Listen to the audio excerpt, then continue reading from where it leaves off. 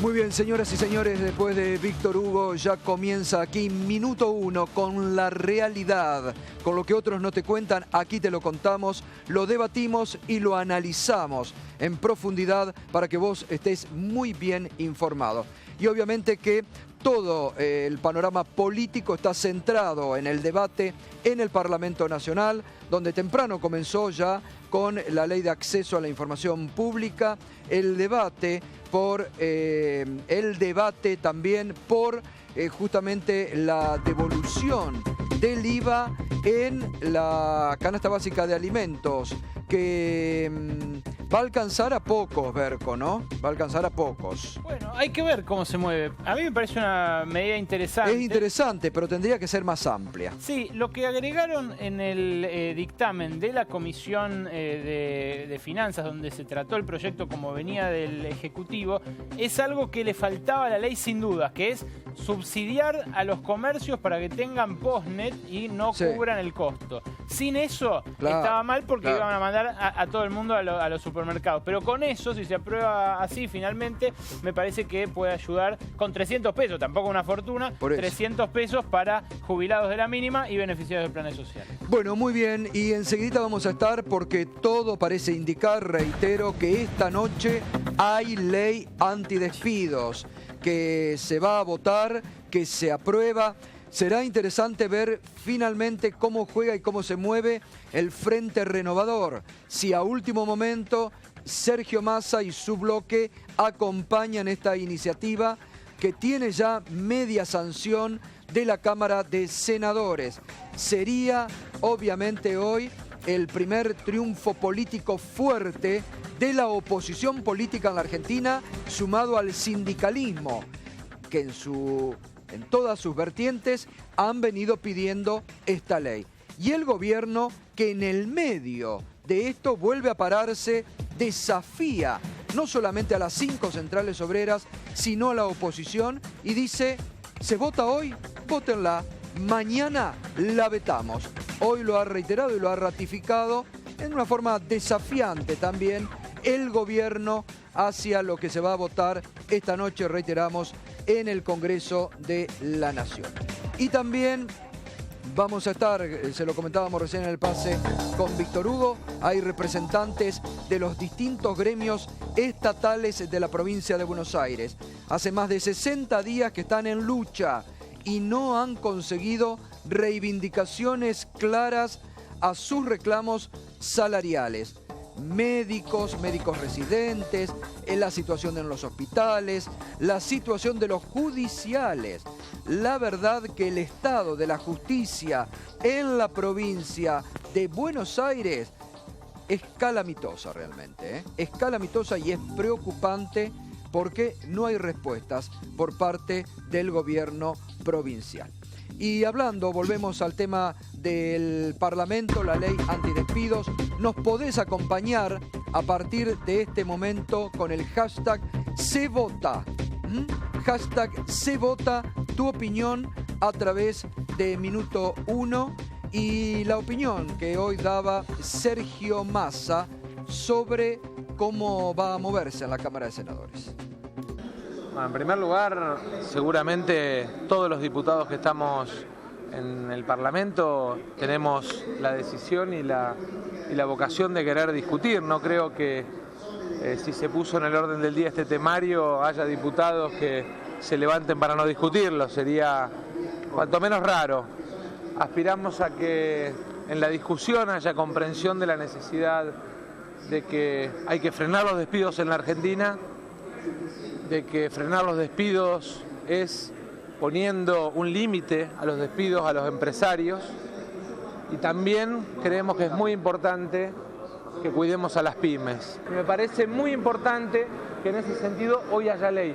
Y hoy va a haber ley, y eso es lo primero que tenemos que tener claro.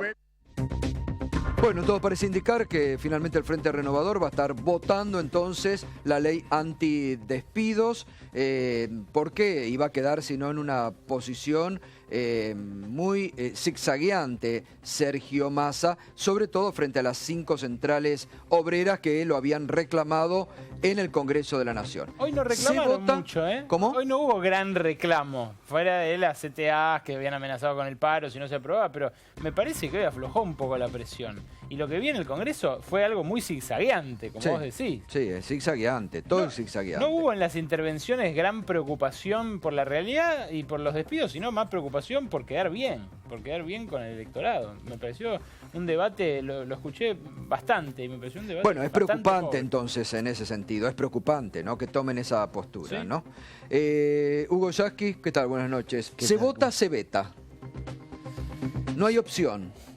Sí, la verdad que es extraño porque el gobierno tiene bajo llave todas las encuestas de opinión donde el tema de los despidos es una de las principales preocupaciones. Sí, lo dijimos ayer acá, Federico Aurelio le está dando arriba del 60%, 61% a la opinión favorable de la población a favor de la ley antidespido. Encuesta fresquita de ayer, la comentamos aquí, de Federico Aurelio. O sea que creo que tras Y un alto porcentaje que cree efectivamente que hay ola de despidos por parte de la sociedad argentina. Totalmente. Tras la derrota política que significa el que esta ley se haya abierto paso, porque la puso en discusión el movimiento sindical, porque esta es la realidad, hubo un acto con 300.000 personas y esta ley se puso en debate por eso, va a sobrevenir para el presidente de la Nación otra derrota política. Si realmente veta la ley, es un acto de desprecio y de arrogancia, no solamente frente a los legisladores y a los dirigentes sindicales, frente a ese 60% que cree que este es un problema que hay que resolver. Bueno, ya vamos a estar, se conocieron hoy datos preocupantes de la caída en la producción industrial en nuestro país, que se suman a otros datos negativos de la economía. Berco. Así es, Gato, y especialmente en el sector fabril. Lo que dijo la Fundación de Investigaciones Económicas Latinoamericanas, FIEL, un think tank ortodoxo que en absoluto cuestionaría al gobierno en sus medidas iniciales, es esto. Es que la industria cayó en su actividad en abril un 6,1% y en el cuatrimestre acumula una caída del 2,1%. Eso es en promedio, pero ese promedio esconde desempeños verdaderamente preocupantes, como el de la industria automotriz, que cae 13,2% en los primeros 4 meses del año contra el año pasado, a causa de la crisis brasileña fundamentalmente. La siderurgia, que cae a causa de la crisis del petróleo, de la caída del precio del petróleo, pero también de la parálisis de la obra pública. Y la metalmecánica, que acá sí tiene toda la consecuencia de la política económica del gobierno, tanto en apertura comercial indiscriminada, que puso contra la pared a las pymes, como en aumento de tarifas de gas y de luz, y también aumento de las tasas de interés. Pero esta es la medición que se conoció hoy de FIEL. Habían salido ya la semana pasada estas otras dos. La de la UIA, que fíjate lo que da el primer trimestre de la UIA.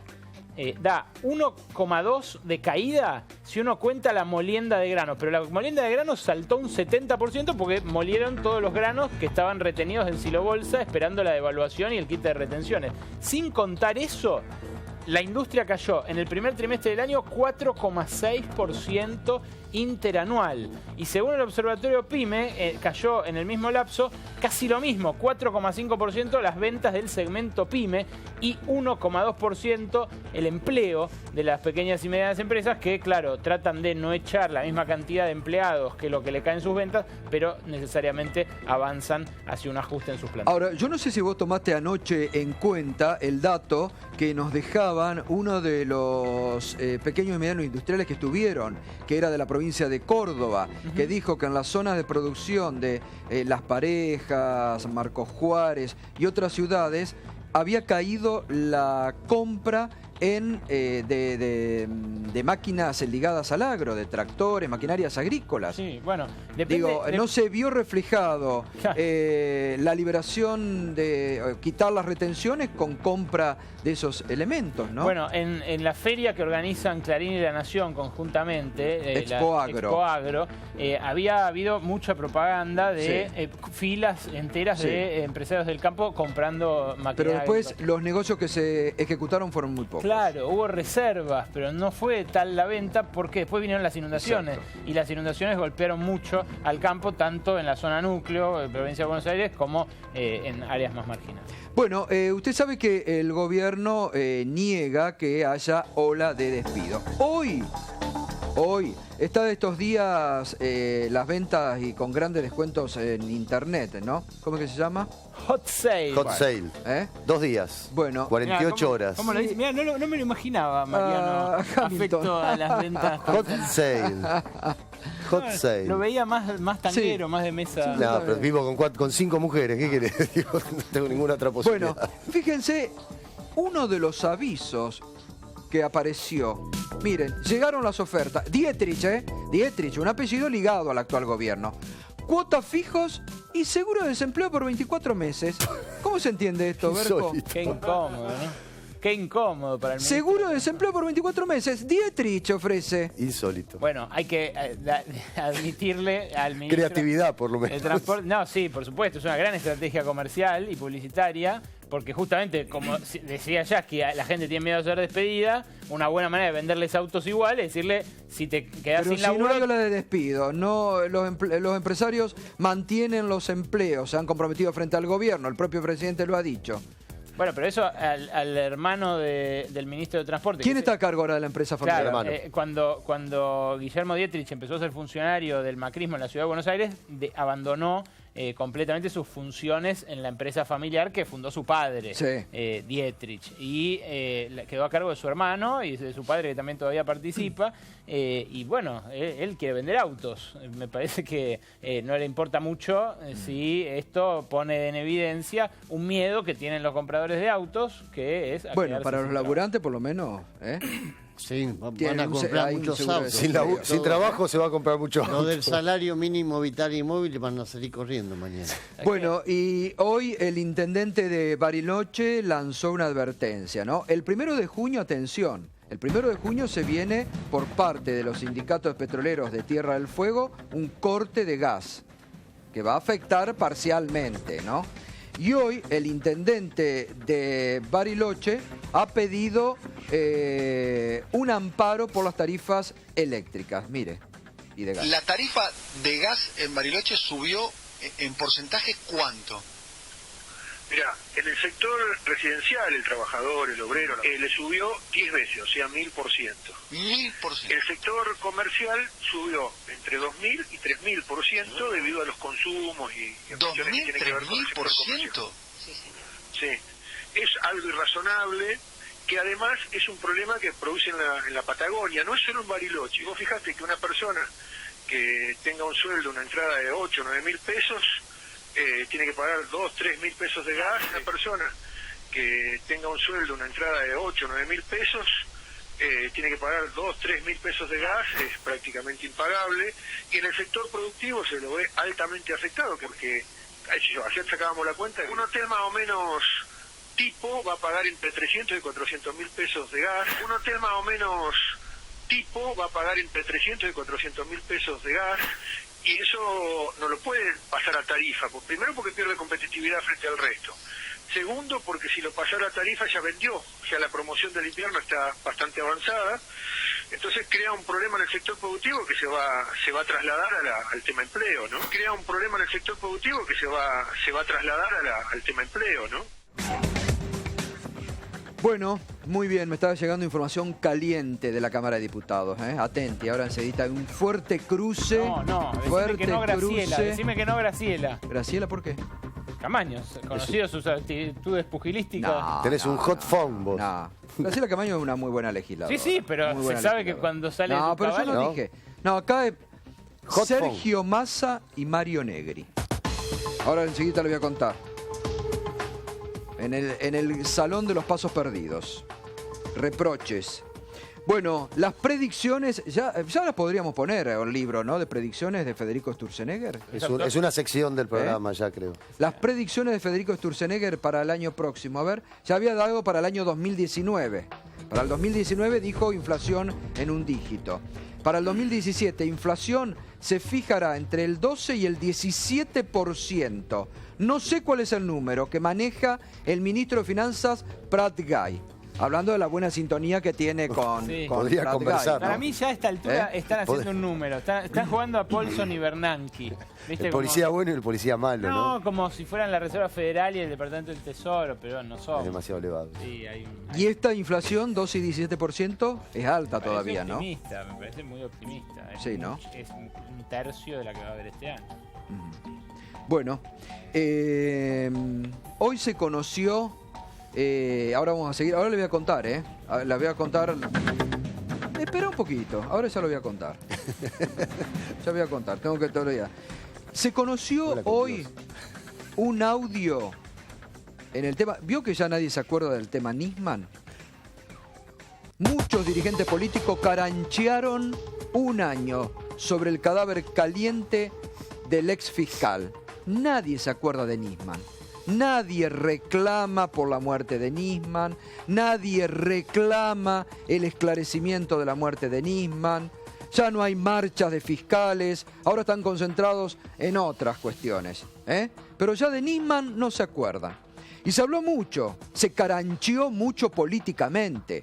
Se usó políticamente por parte de la oposición el cadáver de Nisman. Y se dijeron muchísimas barbaridades, mentiras, incluso sobre cómo se había encontrado el cuerpo. Hoy se conoció un audio revelador que a la vez causa mucha conmoción, ¿no? Sobre todo por la frialdad de esa madre cuando encuentra.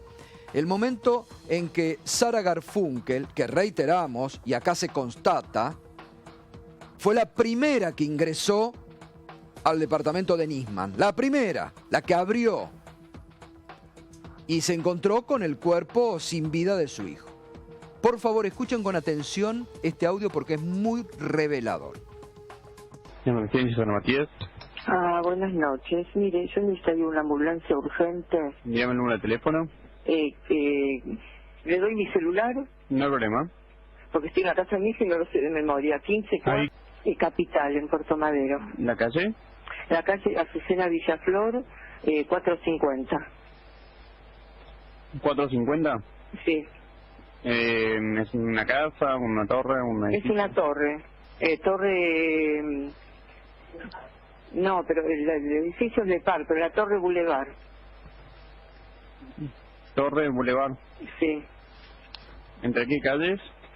Ay, la verdad que no las conozco, la calle acá de Puerto Madero. Esa es a la altura de la continuación de Belgrano. ¿No lo puede consultar ahí, por favor? No, no tengo a quién consultarle. Vine acá a la casa de mi hijo y... llamé a Sus Medical que me manden una... ¿Paciente masculino, femenino? Masculino. ¿Qué edad tiene? 51. ¿Qué le anda pasando? Yo vine a la casa de mi hijo, yo vine acá y está muerto. ¿Cómo que está muerto? Sí, yo recién acabo, no atendía el teléfono y estoy llamando y bueno, abrimos la puerta y... ¿Quién corroboró que sí está muerto? Sí, está lleno de sangre el baño. ¿Con qué se golpeó? No sé, que está tirado en el piso. No sé, para mí que se golpeó porque en la casa está todo prendido. Se habrá golpeado, no sé, se cayó, no sé. Bien, dígame el número de documento o el número de socio, por favor. Le doy el mío porque el de él no tengo acá los documentos. Le doy mi número de afiliada. Dígame el nombre y el apellido de él. Bueno, Natalio Alberto Nisman. Bien, señora, ¿puede sacarlo de... ¿Dónde está, en la bañera? No, está en el piso, en el baño en el piso. ¿Puede corroborar si respira, si no respira? No, si está lleno de sangre el piso. Está bien, más allá de que esté lleno de sangre. No, es desde las 11 del mediodía que no contesta los llamados. Bueno, igual, ¿puede corroborar, por favor? Quizás esté inconsciente nada más. ¿Puede corroborar si está respirando, por favor? Bueno, espéreme un segundo. ¿Qué reanimación le voy a hacer? Si no le puedo hacer ninguna reanimación. Si la sangre en el piso está casi seca. ¿Puede fijarse dónde fue el golpe, por lo menos? No veo dónde fue el golpe, no sé dónde fue. Está acostado en el piso. Bueno. ¿No me pueden mandar una ambulancia? Sí, la ambulancia está yendo para allá, que es bueno. pero es para ayudarlo a usted, pero bueno. No, si está, a ver, espere. Hola. Sí, señor, buenas noches. Está yendo la ambulancia. Desde acá yo lo único que quiero hacer es saludarlos a ustedes, ¿sí? Si el paciente tiene alguna posibilidad de vida o de alguien que lo pueda ayudar, son ustedes. No, sí, pero ya lo encontramos ya sin vida, hombre. ¿Usted me puede corroborar si realmente no está respirando el paciente? No está respirando, ya entré y lo vi. Bueno, y no desean hacer reanimación. ¿Cómo le vamos a hacer reanimación? Hay un charco de sangre que seguramente se reventó la cabeza. Bueno, ¿me puede conseguir los datos, por favor, del paciente? Ahí te paso con... ¿El apellido cómo se letrea? NI, sí. WS, sí. una sola S, una S sola, MAN, Nisman. Natalia Alberto. Perfecto, ¿te llamaron al SAM, a la policía? Todavía no, ahora llamamos. Bueno, quede tranquilo, ¿sí? Vale. Cualquier cosa, de todos modos, nos llaman por teléfono, ¿sí? Y todo trató.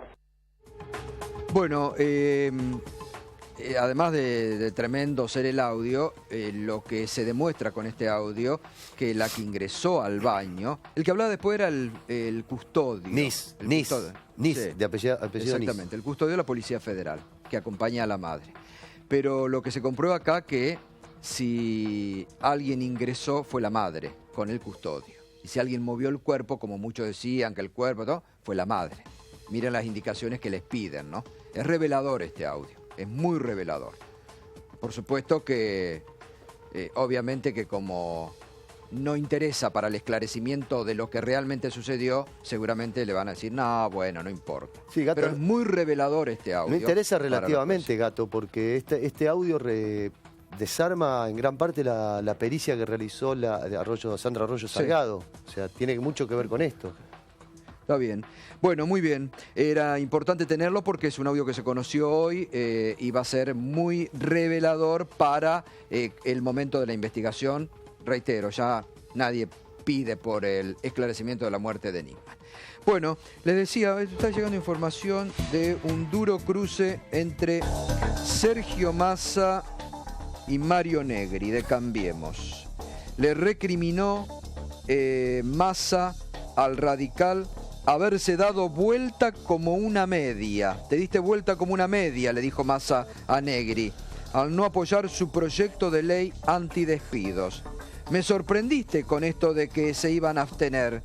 ¿No tienen un dictamen de rechazo?, le recriminó Massa a Negri en relación con la postura del oficialismo sobre el dictamen de mayoría de la ley antidespido firmada por el kirchnerismo, que de esta manera podría ser aprobada. Tras ese comentario formulado detrás de cámara, pero entre los periodistas de la prensa escrita, Negri le respondió: ¿y qué querés?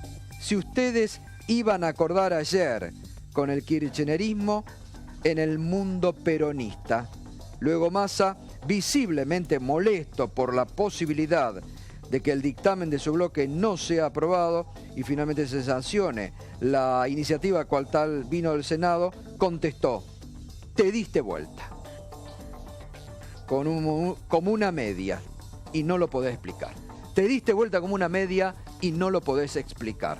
Massa a Negri de Cambiemos por todas las conversaciones que ha habido en estos días y que evidentemente el gobierno, ayer lo adelantamos acá, ayer lo adelantamos, finalmente el gobierno se ve, y ahora este diálogo corrobora la información que teníamos ayer, que abandonó también las conversaciones, yo creo que para darle desde el gobierno un mensaje a Massa, una especie de sanción política del gobierno a Massa. Y estás cizagueando, no sabés qué va a hacer, negociás con nosotros, negociás con aquello. Vamos, apoyamos la ley como vino total, la vamos a vetar. Y quedás vos expuesto. Esto es lo que ayer, y este diálogo, este reproche de Massa a Negri, te diste vuelta como una media, nos iban a acompañar a nosotros, no tienen otra salida. Estos reproches también desnudan cómo Massa intenta ser la llave entre la oposición y el gobierno, cómo pretende estar en el centro de la escena siempre, ¿no? Y muchas veces, bueno, obviamente no puede salir bien. Y los reproches, en este caso entre Massa y Cambiemos, porque finalmente aparentemente no se cumplieron con algunos acuerdos preexistentes. Ya me meto con el debate. Números, recién me llegó una encuesta, la primera encuesta de la provincia de Buenos Aires. Primera encuesta de la provincia de Buenos Aires que habla ya del 2017, que le preguntan a la población a quién votaría para senador por la provincia de Buenos Aires. Encabeza Massa, seguido por Randazzo y Scioli, después Julián Domínguez, mucho más atrás Margarita Stolbizer y última, esta es una encuesta, quiero decirles, de Ricardo Rubier, Ricardo Rubier en la provincia de Buenos Aires. Y última, ¿saben quién? Elisa Carrió, con 9,1%. Una altísima imagen según la encuesta de Ricardo Rubier, reitero, encuesta de Ricardo Rubier, una imagen negativa muy alta de Elisa Carrió. Es la dirigente que mayor imagen negativa tiene en la provincia de Buenos Aires. El 53% de imagen negativa, sobre el 44% de imagen positiva. El dirigente que mejor imagen positiva tiene es Sergio Massa, seguido de Margarita Stolbizer, después Scioli, están todos ahí, Massa, Margarita Stolbizer, Scioli. ¿Gato y Cristina Kirchner? No, esto son candidatos. Y tranquilamente Cristina podría ser candidata. Sí, yo ya lo dije que no va a ser candidata, ¿no? Yo es mi intuición política. Está bien, pero por ahí ella tiene una idea. No, por ahí el electorado. No la miden. Claro. Miden. No Rubier, fue preguntado. Por él, Rubier pregunta por por Massa, Randazzo, Scioli, Julián Domínguez, Stolbizer, pero lo llamativo es que solo una candidata de Cambiemos, que es Elisa Carrió, que ya ayer yo lo comentaba acá, se largó esta semana en Quilmes, ¿no? Massa también tiene números que lo dan puntero a él, pero que sí la midió a Cristina Kirchner y él dice que está abajo suyo. Bueno, Yasky, ¿y entonces qué se espera? Van a votar, se aprueba, pero se veta. ¿Y después, paro general? Nosotros convocamos para el 26 y 27 de este mes, ahora la semana que viene, a todos los dirigentes y representantes de la CTA del país. Asumimos un compromiso frente a 300.000 trabajadores el 29 de abril. Vamos a seguir peleando para que haya una ley contra los despidos y a pesar del veto vamos a salir a la calle a reclamar que esto tenga una solución.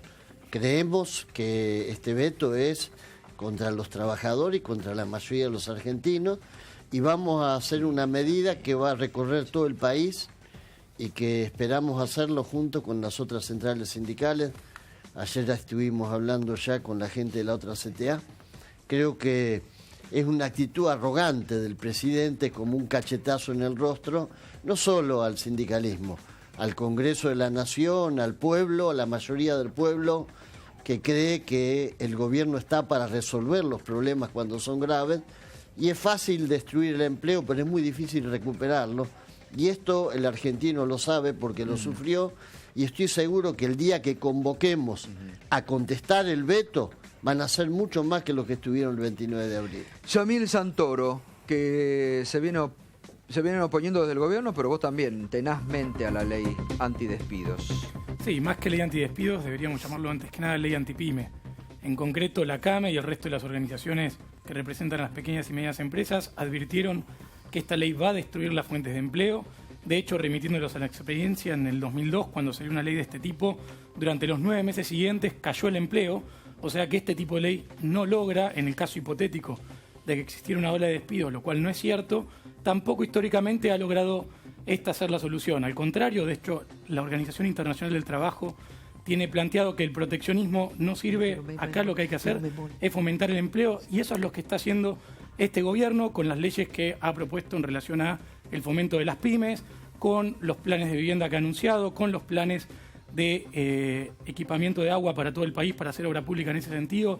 O sea, en concreto lo que hay que hacer acá es quitarle las trabas a la creación de empleo, por ejemplo, compatibilizando planes sociales, como se vino haciendo con distintas medidas de fomento, y no con una ley de este tipo, que lo ha dicho el mismo Massa en este programa hace un par de semanas. Ahora, anoche lo estuvimos debatiendo esto, estaban los representantes de las pymes, estaba Pablo Micheli, estaban los legisladores. ¿No es innecesario poner, porque los ponen en contra? No, claro, pareciera que ustedes van en contra de las pymes. Además, perdóname, aclaremos una cosa. El miércoles no salen los grandes diarios, pero salió en algunos diarios, hubo una convocatoria de organizaciones pymes, junto con organizaciones de cooperativistas.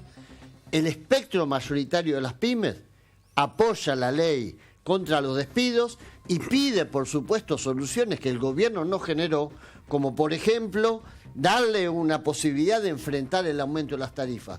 Porque estos despidos que hay ahora, con las pymes asfixiadas y sin ningún tipo de solución, llevan a la profundización de despidos. De manera tal que lo que vos decís, la CAME es una de las organizaciones. El resto del espectro de las pymes es solidaria con el planteo nuestro, porque las pymes dependen del mercado interno. Entonces dicen, queremos que exista trabajo, que exista salario, y juntos vamos a pelear, porque este tema no se terminó, por una ley para las pymes que salga del Congreso, porque si quedara en manos de los CEOs de las multinacionales salvaguardar los intereses de las pymes, las terminamos de perder a todas. Eso va a salir del Congreso. Después, si el presidente quiere seguir ejercitando el veto, es historia de él. El pueblo sabrá lo que tiene que hacer. Marcelo Díaz, ¿y el GEN qué postura va a tomar? Mira, yo lo primero que creo es respecto a lo que estoy viendo en los carteles, digamos, que están ahí, es que realmente aceptar sancionar una ley en un acuerdo sabiendo que la van a vetar no es una medida saludable. Desde el punto de vista legislativo, yo como legislador... ¿Y qué va a hacer? Me niego, digamos... ¿Y qué haces? No, yo creo que hay que trabajar en una normativa para que no se vete, digamos, porque ¿qué sentido tiene aprobar una ley que mañana se veta? Está mal el veto y está mal acceder a un acuerdo entre oficialismo y fuerza opositora. Pero Marcelo, como sea, igual iba a vetar la ley antidespidos Macri. Déjame terminar. Creo que es importante, primero, lo primero que hay que hacer es reconocer que hay un serio problema del empleo.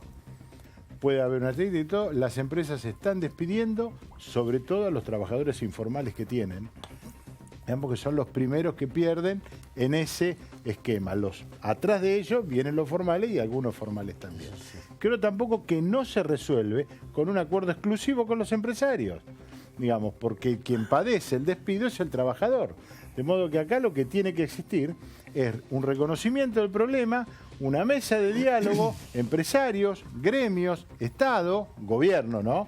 Digamos, para ver cómo se enfrenta un problema que se tiene. Despojado, obviamente, ahí está el error del gobierno. Bueno. Ahí está el error del gobierno, porque desde el punto de vista económico, nada garantiza que una ley resuelve los problemas en este sentido. Lo que lo resuelve es el consenso y el acuerdo y la buena voluntad. Y en esto el gobierno se equivoca. A ver, Andrés de Leo. Nosotros tenemos que remitirnos a lo que ocurrió en el 2014. En el 2014, después de la devaluación del gobierno de Cristina Fernández de Kirchner, el empleo estuvo claramente en riesgo. ¿Y cuál fue la salida que planteó Cristina y que muchos legisladores que hoy están impulsando esta ley, que dicen que es de antidespidos, que en realidad lo que está haciendo es antiempleo, justamente promovieron una ley de estímulo que si lo hubiera promovido este gobierno hablarían de flexibilización laboral, que fue la ley 26.940, que fue una ley que en lugar de poner barreras a la salida del empleo, puso un estímulo bajando la reducción, promovió una reducción en las contribuciones patronales. Aquí lo que ha dicho el diputado Díaz es de un pleno acuerdo. La mayor vulnerabilidad del empleo está en el empleo informal, que en el año 2014 era del 33,5% de la cantidad de asalariados. ¿Qué es lo que ocurre ahora? Ese empleo vulnerado no se protege con esta ley. Al contrario, va a ser aquel sector del empleo informal el más atacado por esta ley. A ver, de Facio. Mirá, yo creo que estamos remitiéndonos a la cuestión de la fiebre en vez de la enfermedad. Primero aclarar que esta es una ley que motoriza el movimiento sindical unificado, no es de la oposición. La oposición recoge el reclamo de los trabajadores y lo convierte en ley. Si no fuera por los trabajadores y las organizaciones sindicales y por dirigentes políticos que han presentado proyectos, en la agenda del gobierno no estaba ni el empleo ni las pymes. Empezaron con otra agenda. El gobierno empieza a tomar nota de esto porque hay movilización popular y política. Lo otro que quiero decir, acá el problema de las pymes no es la ley antiempleo. El problema de las pymes que tienen tasa del 38 al 60% para obtener financiamiento. El problema de las pymes es que le aumentaron 500% la luz, el agua y el gas. El problema de las pymes es que están abriendo la importación a productos que se fabrican en el país. El problema de las pymes es que hay una contracción del consumo. Esas son las causas reales de las pymes, de que tienen problemas las pymes, no la ley antiempleo. La ley antiempleo lo que trata es de, como dice el gobierno, que en unos 6 meses esto se va a reactivar, hacer un pacto de que, mientras tanto, y ojalá llegue la reactivación y las inversiones y todo esto que sabemos que en la Argentina nunca funcionó, esperemos que le funcione a Macri, bueno, que no haya despidos, Esto simplemente, ahora, si Macri va a vetar esta o la de Massa, bueno, los mecanismos institucionales dicen que uno puede insistir con los 2/3 en la sanción del proyecto. Después veremos si el Congreso puede obtener los 2/3 o los mecanismos institucionales no lo permiten. Bueno, acá hay un punto que yo quiero a todos. Obvio. Pero yo quiero acá, hablan todos de las pymes, todo. Ahora, el tarifazo, lo mandaron. Los clubes de barrio están todos protestando. Las pymes están protestando. ¿Y no se acordaron en ese momento de las pymes, de los clubes de barrio? ¿Se acuerdan ahora porque sale la ley antidespido? Porque no hay tarifa social tampoco. No les han aplicado. Está bien, pero ¿cuánto hace ya? ¿Un mes y pico? Pero está bien. A ver, el gobierno obviamente va atendiendo diversas situaciones y sobre la marcha va corrigiendo. Aquí también se olvidan muchas veces de que a las pymes le dejaron un sistema tributario absolutamente regresivo, que no se corrigió durante años. Ahora el gobierno está corrigiendo, donde modifica los mínimos para las retenciones, que implica menos retención de impuestos a las ganancias, el tema de diferir el pago... Pero ¿sabe lo que pasa, senador? Anoche lo decían los representantes de las pymes, Había consumo, nosotros laburábamos y teníamos pleno empleo. Ahora se cayó todo y estamos con un problema bárbaro.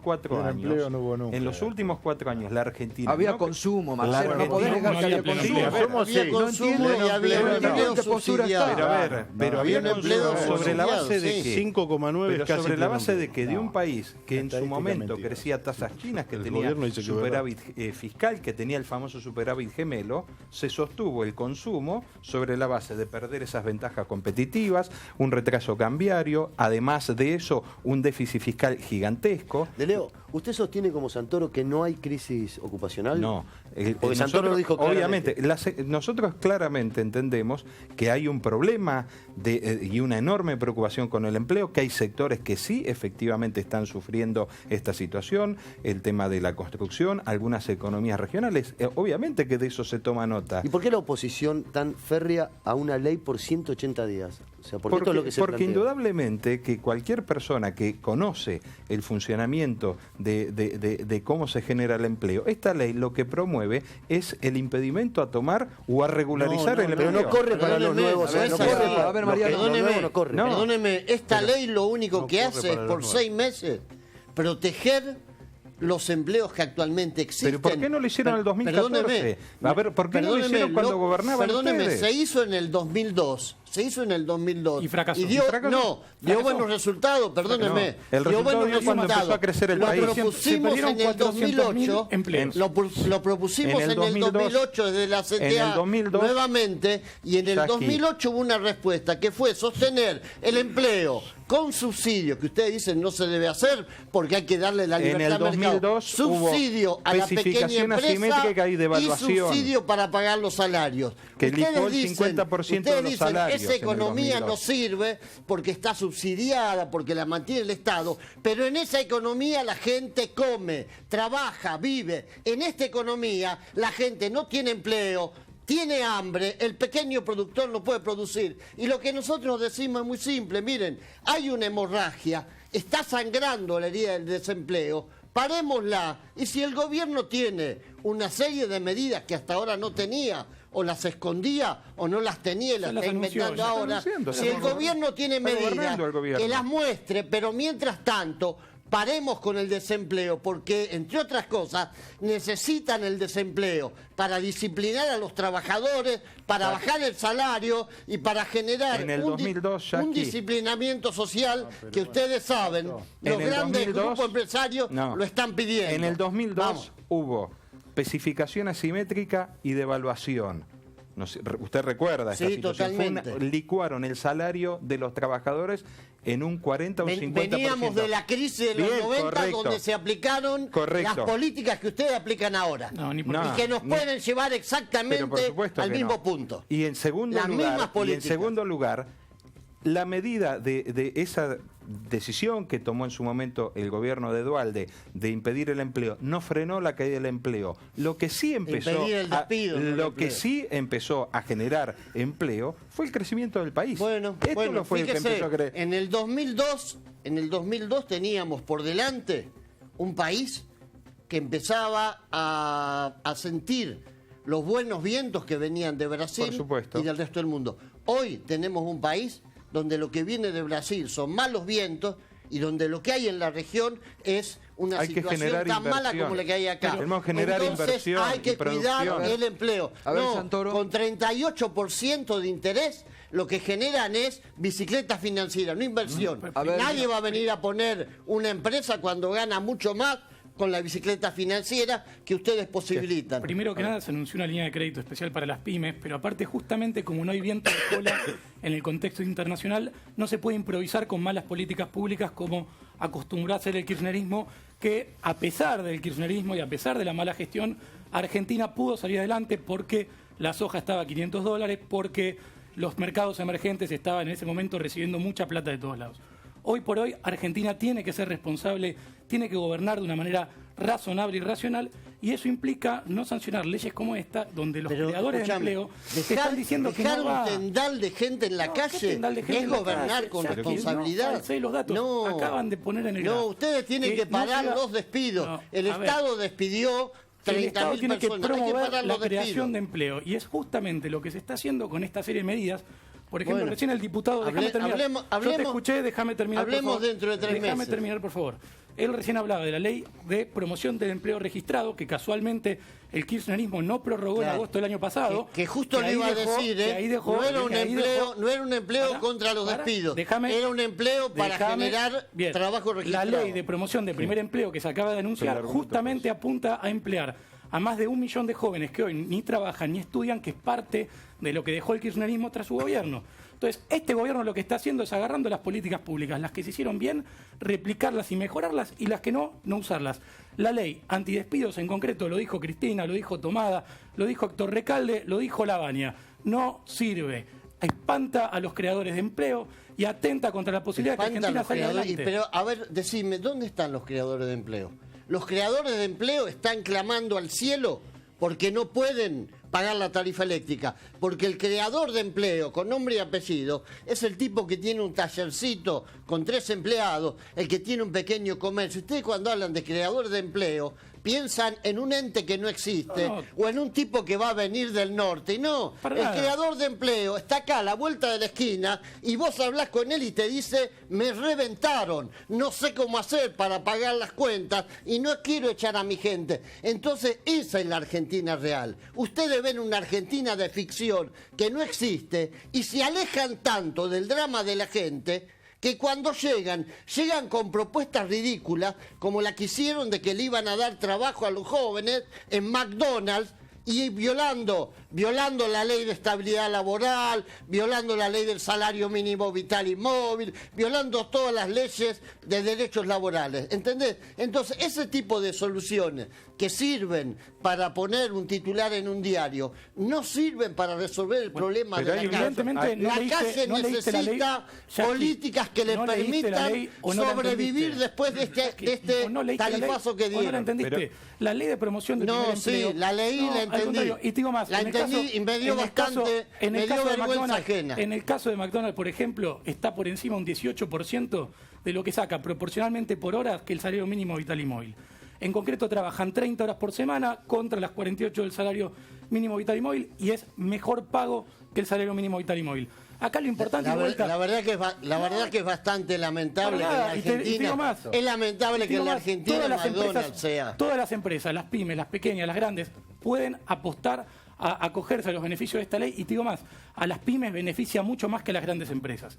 Entonces, al contrario, en lugar de venir acá a chicanear, ayudemos a la gente a entender cómo salir adelante. Yo vengo acá a plantear las verdades de la gente que está en la calle, de los trabajadores, y en todo caso tengamos honestidad intelectual. ¿Cuántos trabajadores se incorporan a este plan, por ejemplo, el de McDonald's? ¿Cuántos son? 5.000 empleos habían anunciado que se iban a abrir. Van a abrir, ponele que haya 100 empleados por cosa, ¿van a abrir 5.000 empleos o van a reemplazar los que ya están? No, en principio una condición para poder acceder a los beneficios de esta ley es ampliar o elevar la dotación de empleados. O sea que en principio la empresa no tendría que reducir el personal. No podés reemplazar los que ya están, es decir, no podés pauperizar el trabajo. Correcto. Hay un dato frío que a veces hay que traerlo a colación, que la cantidad de trabajadores registrados en ANSES en el mes de abril superó en 50.000 personas. Ahora, cuando uno anda en la calle y recoge que hay preocupación, está claro, pero que además hay sectores que han perdido el empleo, está claramente orientado a que el primer trabajador que pierde el empleo es el trabajador precarizado. Sí, claro. Este es el dato fuerte. Y la verdad es que la ley que se pretende votar o que se va a votar hoy no termina defendiendo a ese trabajador, termina defendiendo o de pronto poniendo una sobreprotección al trabajador que está... Te explico, porque el trabajador que estaba registrado, la señora que trabajaba en el Estado y le echaron, el señor que trabajaba en una oficina y lo echaron, tenía en su casa trabajando a una mujer que no la había registrado, tenía en su casa una obra que estaba haciendo con un albañil que no estaba registrado. Entonces, ese tipo que perdió el trabajo le dice al que está abajo, porque esto lamentablemente escurre de arriba para abajo, es como algo que se va haciendo para abajo, le dice, mire, no la puedo tener más, no lo puedo tener más. Es verdad, esos son los primeros que se caen y no dejan huella estadística. Cuando nosotros decimos 150.000 despedidos, ni siquiera estamos contabilizando a todos esos que no dejaron ninguna huella y que perdieron el trabajo. Pero no son los datos que están corroborados en el registro ANSES. No están. Pero el registro que manejan ustedes. No como ustedes. ¿Cómo ustedes? A ver, ¿cómo ustedes? Por favor. Los datos que manejan ustedes. No, pero por favor. El Ministerio de Trabajo de la Nación. Pero por favor. No, pero ya se demostró que ese registro no es correcto, porque se refiere a una variación interanual. Pero más allá de eso, digo, la política del gobierno con McDonald's, Carrió denunciando a empresarios. Yo digo, vos remitías el 2002, yo te puedo hablar del 2001, porque hay un 2002 porque hubo un 2001. Y en el 2000 y el 2001, estas sonceras argentinas del blindaje, del megacanje, del derrame, y que van a venir de no sé dónde a crear empleo, nos llevó al 2001, después de políticas de los 90 que son muy parecidas. Sí, el peronismo apoyó. A ver si te vas a hacer yo no apoyé a nadie, yo fui antimenemista, así que yo fui antimenemista toda mi vida. Yo también. Yo no lo voté a Menem.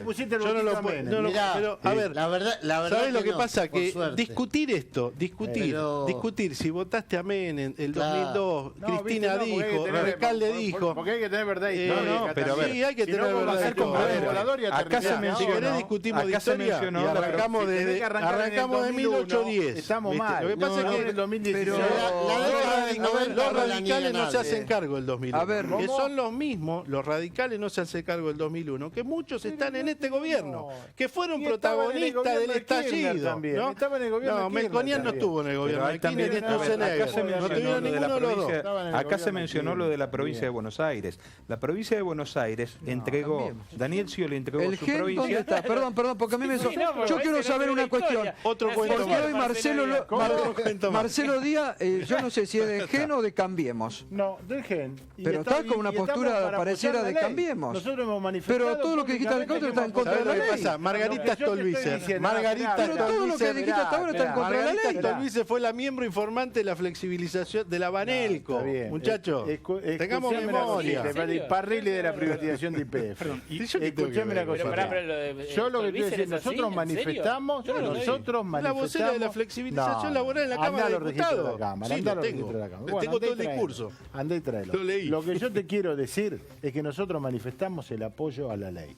Lo que te digo es que hay un serio problema de empleo y que una ley, por más buena que sea, es la consecuencia de un acuerdo entre los sectores involucrados para proteger el empleo. Pero no se ve posibilidad de eso, Marcelo, porque el error es del gobierno. El gobierno se ha negado también de decir que no hay problema de empleo. El error, como el gobierno anterior decía que no había inflación.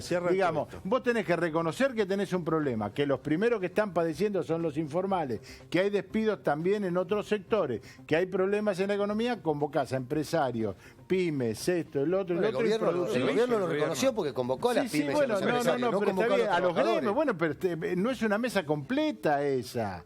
No es una mesa completa. Ahora, además está anunciando con arrogancia que la va a vetar antes de que se vote. Yo lo que quiero decir, lo cual considero que es lo cual terrible, republicano y democrático. Por eso ganó. No vi nunca a nadie tan republicano y democrático como este. Y no caer en chicanas legislativas. Es decir, no vamos, es decir, desde esta discusión así, unos en una punta y otros en otra punta, los problemas no se resuelven, se sacan réditos políticos coyunturales y circunstanciales que a la Argentina no le ayudan. El problema se resuelve o se empieza a resolver a partir del Consejo Económico Social o de una mesa de trabajo de sindicalistas, empresarios y Estado. O de una ley que hay que respetar. Que tiene que ser una consecuencia. Hay que respetar la ley.